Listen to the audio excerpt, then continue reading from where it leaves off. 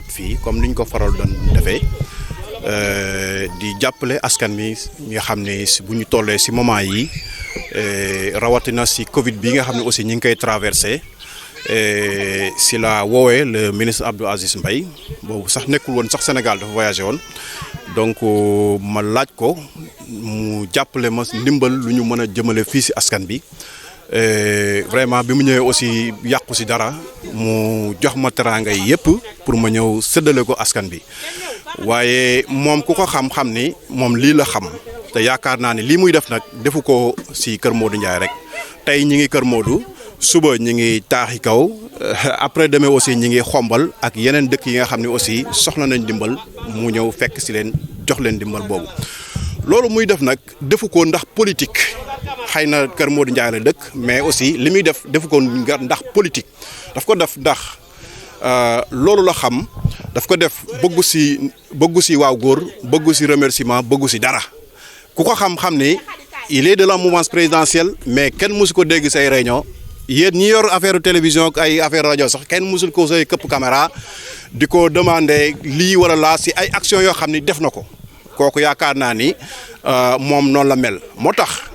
Je m'adresse à la parole au ministre Augustin Tine mi wax peut-être dafa am lu mu réere mbir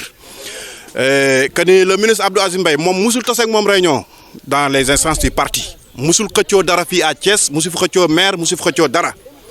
malgré tout mi ngi def li mu war a def Fandène géemu dëkk le Augustin Tine Fandène géemu dëkk su fekkoon gis nañ fa lenn loo xam ne mën nañ ko faa defar dinañ fa dem defar ko fa. bu ñu fa gisoon benn église boo xam ne am na lenn loo xam ne manqué na fa mën naa déplacer Abdou Aziz Mbaye mu ñëw defar ko moom amul xaar ma yàlla si lii wala laa lépp loo xam ni sooxe na loo xam ni moom bu fa dugalee loo xam mu jàll du si xaar président du si xaar kenn donc quand on est coordinateur départemental et nga war a coordonner tout le département ñu jox la ay moyens yoo xam ni pour askan bi la li la war mooy nga jàppale askan bi mais demander à la population. Tous les villages yi nekk aux environs de Thiès amul le ministre Augustin Tine musu fa teg tànkam pour jàppale leen ci dara demandez à ces gens-là amul lu mu leen jàppale amul lenn loo xam ne dinañ ko bénéficier zone bi yëpp amul lu ñuy bénéficier aussi parti bi te jógewul ci Abdou Aziz Mbaye donc